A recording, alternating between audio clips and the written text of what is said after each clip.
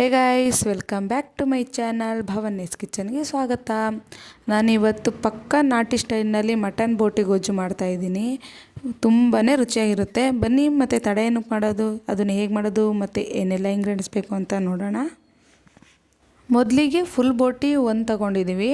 ನೆನೆಸಿಟ್ಕೊಂಡಿರೋ ಕಡಲೆಕಾಳು 1 ಬೌಲ್, ಬಾಳೆಕಾಯಿ 2, ಕಟ್ ಮಾಡಿ ಇಟ್ಕೊಂಡಿರೋ ತೆಂಗಿನಕಾಯಿ ಅರ್ಧ ಕಪ್, ಬೆಳ್ಳುಳ್ಳಿ 3, ಶುಂಠಿ 1 ಇಂಚು, ಈರುಳ್ಳಿ ದಪ್ಪ ಸೈಜಿಂದು 1, ಟೊಮೆಟೊ ಸಣ್ಣದು 1, ಕೊತ್ತಂಬರಿ ಸೊಪ್ಪು 1 ಹಿಡಿ, ಗಸಗಸೆ 1 ಸ್ಪೂನ್, 1/4 ಟೀ ಸ್ಪೂನ್ ಅರಿಶಿನ ಪುಡಿ, ಚಿಲ್ಲಿ ಪೌಡರ್ 2 ಸ್ಪೂನ್, ಧನಿಯಾ ಪೌಡರ್ 2 ಸ್ಪೂನ್, ಚಕ್ಕೆ ಅರ್ಧ ಇಂಚು, ಲವಂಗ 6, ಫ್ರೈ ಮಾಡೋದಕ್ಕೆ ಎಣ್ಣೆ ಮತ್ತು ರುಚಿಗೆ ತಕ್ಕಷ್ಟು ಉಪ್ಪು. ಇದಿಷ್ಟು ಇಂಗ್ರೀಡಿಯೆಂಟ್ಸ್ ನಮಗೆ ಬೇಕಾಗುತ್ತೆ. ಬನ್ನಿ ಹೇಗೆ ಮಾಡೋದು ನೋಡೋಣ.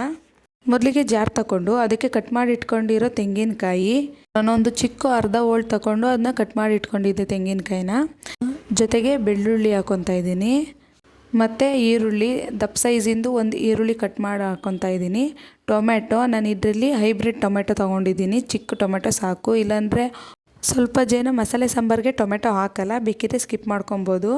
ನಂತರ ಚಕ್ಕೆ ಲವಂಗ 6 ತಗೊಂಡಿದ್ದೀನಿ, ಚಕ್ಕೆ ಅರ್ಧ ಇಂಚು ತೊಗೊಂಡಿದ್ದೀನಿ, ಶುಂಠಿ 1 ಇಂಚು, ಕೊತ್ತಂಬರಿ ಸೊಪ್ಪು 1 ಹಿಡಿ ಹಾಕ್ಕೊತಾ ಇದ್ದೀನಿ, ಗಸಗಸೆ 1 ಟೀ ಸ್ಪೂನ್ ಹಾಕ್ಕೊತಾ ಇದ್ದೀನಿ ಮತ್ತು ನೀರು ಹಾಕ್ಕೊಂಡು ರುಬ್ಕೊತಾ ಇದ್ದೀನಿ ಇದು ಮಸಾಲೆನ. ನೋಡಿ, ಇವಾಗ ಮಸಾಲೆ ರೆಡಿಯಾಗಿದೆ. ಇದನ್ನು ಒಂದು ಸೈಡ್ ಇಟ್ಕೊಳ್ಳೋಣ.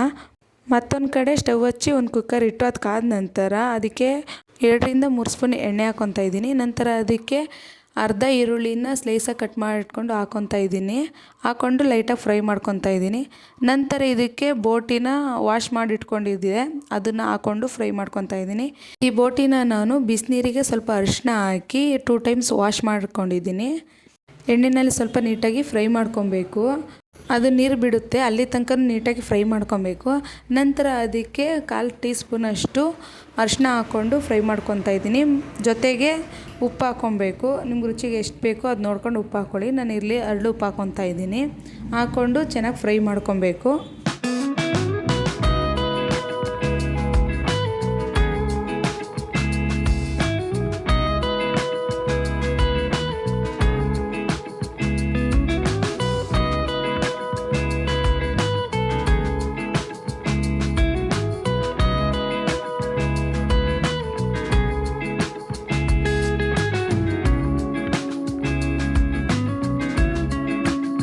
ಲೈಟಾಗಿ ಫ್ರೈ ಮಾಡ್ಕೊಂಡ ನಂತರ ಇವಾಗ ಇದಕ್ಕೆ ನೆನೆಸಿಟ್ಕೊಂಡಿರೋ ಕಡಲೆಕಾಳು ಹಾಕ್ಕೊತಾ ಇದ್ದೀನಿ.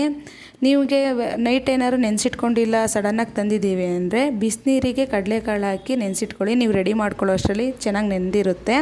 ಅದನ್ನು ಹಾಕ್ಕೊಂಡು ನೀಟಾಗಿ ಮಿಕ್ಸ್ ಮಾಡಿಕೊಂಡು ಲೈಟಾಗಿ ಫ್ರೈ ಮಾಡ್ಕೊತಾ ಇದ್ದೀನಿ. ನಂತರ ಇವಾಗ ಇದಕ್ಕೆ ರುಬ್ಬಿಟ್ಕೊಂಡಿರೋ ಮಸಾಲೆ ಹಾಕ್ಕೊತಾ ಇದ್ದೀನಿ. ಮಸಾಲೆ ಹಾಕ್ಕೊಂಡು ತುಂಬ ಜಾಸ್ತಿ ನೀರು ಹಾಕೋದು ಬೇಡ. ಈಗ ಆಲ್ರೆಡಿ ನೀರು ಬಿಟ್ಟಿದೆ, ಮತ್ತು ಅದು ಬೇಯಬೇಕಿದ್ರೂ ಸ್ವಲ್ಪ ನೀರು ಬಿಡುತ್ತೆ. ಬೇಕು ಅಂದರೆ ನಿಮಗೆ ಸ್ವಲ್ಪ ಲೈಟಾಗಿ ಗ್ರೇವಿ ಥರ ಬೇಕು ಅಂದರೆ 1 ಲೋಟ ನೀರು ಹಾಕ್ಕೊಳ್ಳಿ ಸಾಕು. ನೀರು ಹಾಕ್ಕೊಂಡು ಚೆನ್ನಾಗಿ ಮಿಕ್ಸ್ ಮಾಡ್ಕೊಂಡ ನಂತರ 2 ಸ್ಪೂನ್ ಚಿಲ್ಲಿ ಪೌಡರ್ ಹಾಕ್ಕೊತಾ ಇದ್ದೀನಿ. ಚಿಲ್ಲಿ ಪೌಡರ್ ಹಾಕ್ಕೊಂಡು ಮಿಕ್ಸ್ ಮಾಡ್ಕೊತಾ ಇದ್ದೀನಿ. ನಂತರ ಇದಕ್ಕೆ ಧನಿಯಾ ಪೌಡರ್ ಕೂಡ ನಾನು 2 ಸ್ಪೂನ್ ತೊಗೊಂಡಿದ್ದೀನಿ. ನಿಮಗೆ ಸ್ವಲ್ಪ ಖಾರ ಬೇಕು ಅಂದರೆ ಚಿಲ್ಲಿ ಪೌಡರ್ ಇನ್ನೊಂದು ಸ್ವಲ್ಪ ಹಾಕ್ಕೊಬೋದು. ನಾನಿಲ್ಲಿ 2 ಈಕ್ವಲ್ ಅಮೌಂಟಲ್ಲಿ ತೊಗೊಂಡಿದ್ದೀನಿ. 2 ಸ್ಪೂನ್ ತೊಗೊಂಡಿದ್ದೀನಿ. ಧನಿಯಾ ಪೌಡರ್ 2 ಸ್ಪೂನು ಮತ್ತು ಚಿಲ್ಲಿ ಪೌಡರ್ 2 ಸ್ಪೂನ್ ತೊಗೊತಾ ಇದ್ದೀನಿ. 2 ಹಾಕ್ಕೊಂಡು ಚೆನ್ನಾಗಿ ಮಿಕ್ಸ್ ಮಾಡಿಕೊಂಡು ಸ್ವಲ್ಪ ಬೇಯಿಸ್ಕೊತಾ ಇದ್ದೀನಿ.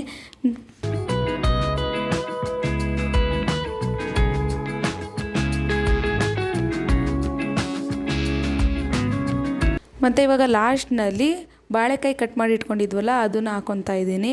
ಬಾಳೆಕಾಯಿನ ಯಾವಾಗಲೂ ಲಾಸ್ಟ್ನಲ್ಲಿ ಹಾಕ್ಕೊಳ್ಳೋದು ಬೆಟರು, ಯಾಕಂದರೆ ಅದು ಬೇಗ ಬೆಂದೋಗುತ್ತೆ.